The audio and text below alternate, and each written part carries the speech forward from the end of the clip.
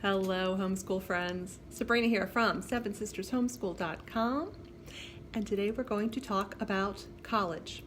Not, as in not planning to go to college, not heading toward college, not college bound. Did you know that not everyone goes to college? Not everyone should go to college. College is a fantastic fit for some teens.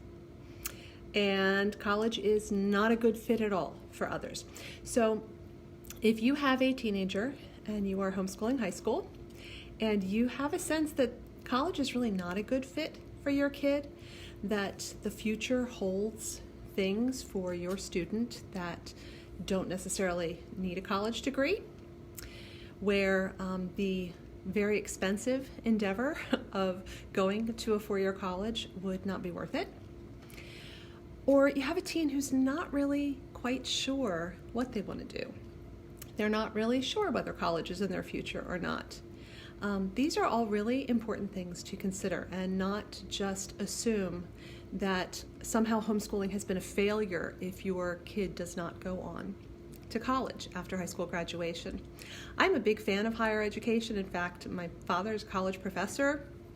I think that college education is a wonderful thing. I also think it's an incredibly expensive thing.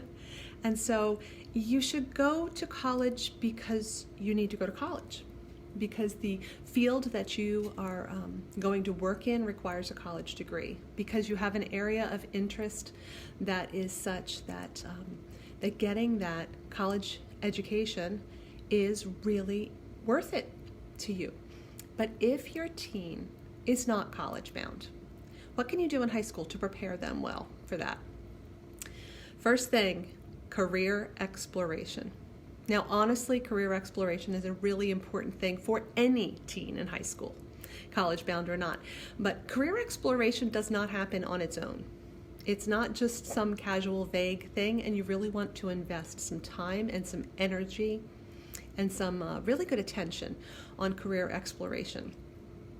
If you have never seen it, check out the Career Exploration Bundle at SevenSistersHomeschool.com. The workbook that Vicki Tillman created for our career exploration curriculum is just fantastic. And along with the workbook, there come resources for resume creation and interview skills and personal mission statement and all sorts of other wonderful things that are really helpful for teens as they explore possible careers. But there's more to career exploration than just the surface obvious things, learning about different kinds of jobs, looking at academic strengths. There's so much more to that. There's helping our teens think about what they really value. The career pathway that they follow should reflect the things that they value. For example, if being able to travel a lot is something that your teen really values, that should factor into the types of careers that they're considering. If instead being connected to extended family, all of whom live in one area, is something that your teen values, that's going to impact the kind of careers that they explore. Okay, so there's a lot more to it than just that. Check out career exploration at SevenSistersHomeschool.com. But first thing, if you have a teen that you're pretty sure is not college bound, do some really good career exploration. Explore trades. Look into the types of training that would be required for those trades. Don't feel like you have to figure it all out at once. But over the 4 years of high school, take some time to do some really good career exploration. Second thing is choose your curriculum appropriately. If your kid is not trying to gain admission to really competitive colleges, then not all of the levels of coursework that you choose during high school need to be as rigorous. Did you know that it's okay to be average? Did you know that actually most of us are average? I mean, that's kind of what the word means, actually. Most of us are average. Most of our kids are average. It's okay to do high school work on an average high school level. Not everything needs to be leveled up to honors. Not everything needs to be as demanding as our child can possibly manage. Sometimes we get this idea that we win as homeschoolers if our kids are doing extremely demanding work, and if they're really, really busy, and if they're kind of overloaded and a little bit stressed out all the time. And let me tell you, that's not the sign of a thriving homeschool experience. There's too much of that in our world. There's too much more push. You've got to compete. You've got to be the top. You don't want to miss out on any opportunities. And you're not doing your teen any favors if they are not college bound, but you require college prep or honors level in all subject areas, or even in a whole lot of subject areas. So think about the subjects that really are worth a stretch for that specific kid with that specific wiring. Factor in the uniqueness of your child and choose the level of rigor in your curriculum accordingly. If you're not sure what I'm even talking about with level of rigor and college prep and honors and average, you should visit sevensistershomeschool.com, check out the blog. We have a number of blog posts there. There's a little search field, and you can just type the word levels into that. And you can find some really easy to understand explanations from Vicki Tillman on what the different levels of rigor mean on a high school transcript, how you choose curriculum to fit the level of rigor that is going to be good for your kid.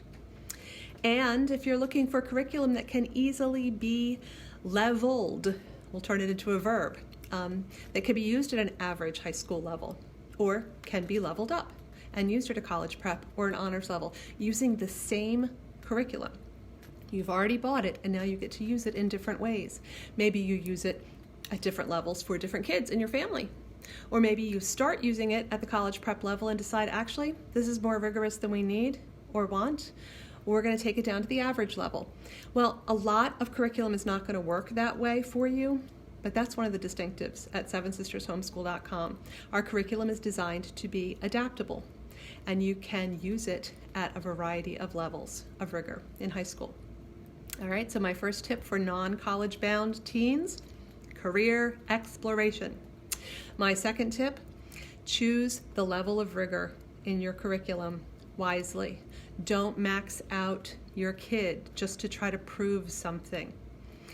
Don't max out yourself either, just to try to prove something while I'm on the subject.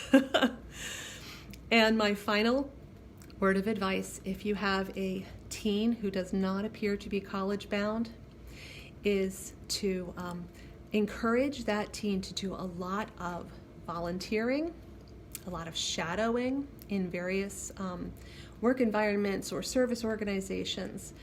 Those what's the word I'm looking for? Not just hands-on experience, but the experiential learning, there we go, that comes from volunteering, from serving, from shadowing. That can be worth a whole lot more than just, say, reading articles on the internet or watching videos. You learn a whole lot more about a field when you get a feel for it.